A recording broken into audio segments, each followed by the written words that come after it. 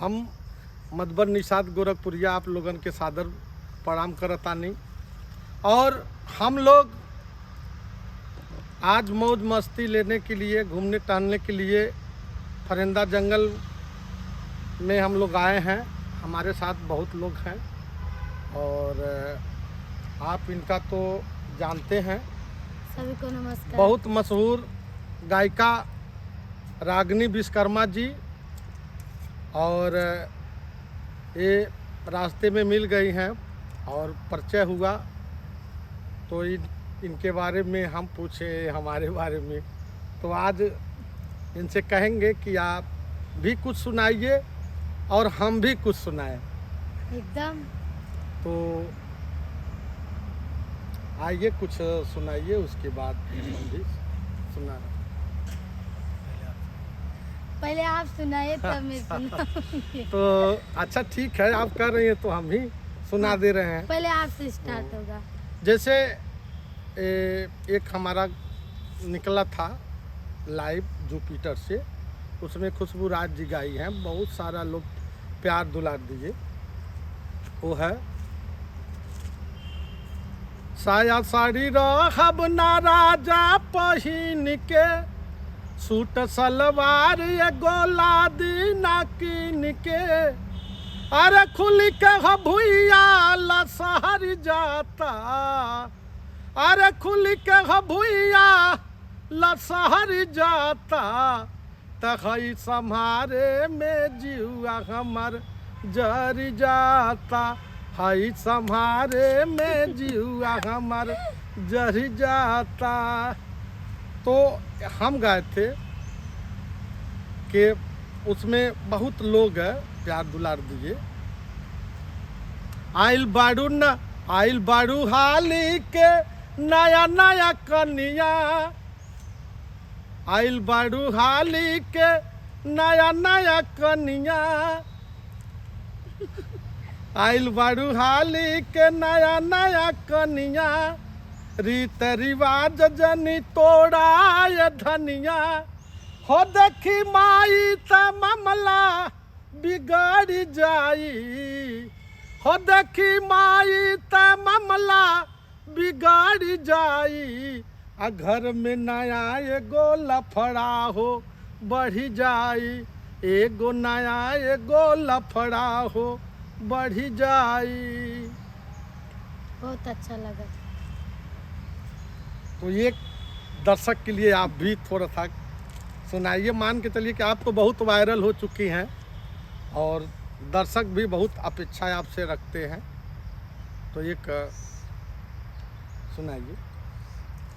जरा ता कढ़ाई तेल डाल रजऊ, जरा ता कढ़ाई तेल डाल रजऊ, आव मछरी बनावा तनी खाल रजऊ, आव मछरी बनावा तनी खाल रजऊ, पिसत मसाला हाथ भभाला रजऊ, पिसत मसाला हाथ भभाला रजऊ, आव मछरी बनावा तनी खाल रजऊ, अजैब मोटाई जे भर हिक खैब, ऐसन स्वाद राजा कतही न पैब, होते सांझ घूमे कहाँ जाल रजऊ, होते सांझ घूमे कहाँ जाल रजऊ, आव मछरी बनाव तनी खाल रजऊ, आव मछरी बनाव तनी खाल रजऊ। रागिनी जी बहुत अच्छा लगा। और एक जुपिटर से हम भी गाए थे और पब्लिक ने बहुत प्यार दुलार आशीर्वाद दिया।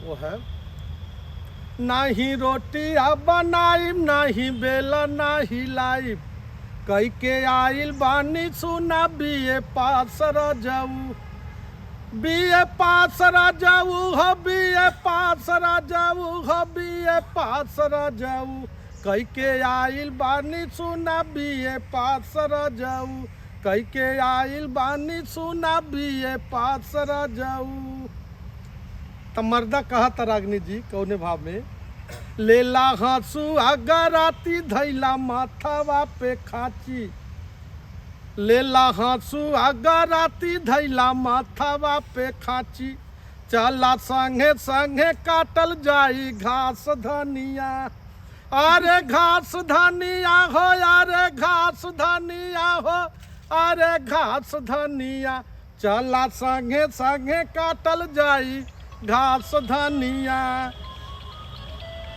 औरतिया कहतिया जौन पढ़ के आयल लिया, कबो घामे में काम न कैली बानी सुकुआर राजा जी, धीरे धीरे हो जैबू घटाउर कर भैंसी किसानी हो, नाही घोड़ावा दबाइब नाही हाथवा दबाइब, भले हमारा के गाड़ी दी है सासर जाऊ, अरे सासर जाऊ हो, अरे सासर जाऊ हो, अरे सासर जाऊ, भले हमारा के गाड़ी दी है सासर जाऊ, भले हमारा के गाड़ी दी है सासर जाऊ।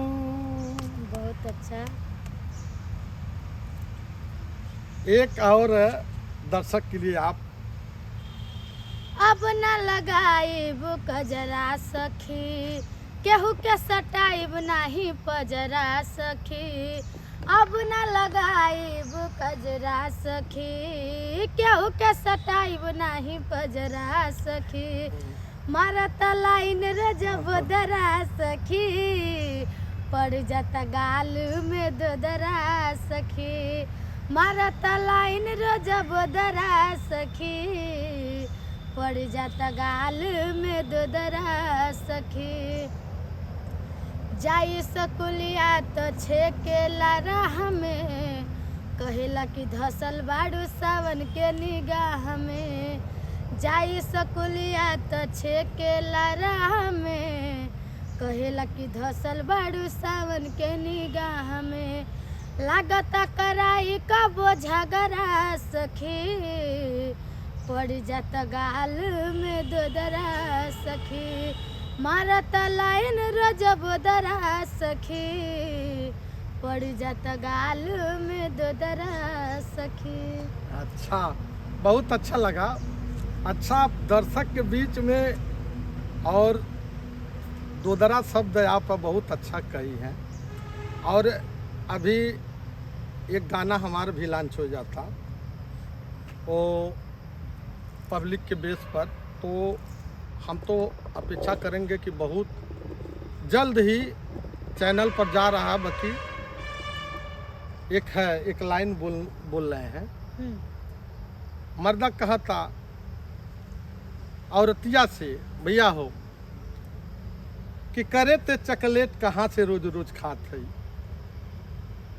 जैसे केहू का दीहल चकलेट औरतिया खाती या मर्दा आ गई, तो मर्दा गुस्सा में होकर कि दादा ये चकलेट कहाँ से रोज रोज खातिया, तो कहतिया अरे तो के खिया के चकलेट करियवा तो के सेट करता, करियवा तो के सेट करता, करियवा तो के सेट करता, तो के खिया के चकलेट करियवा तो के सेट करता।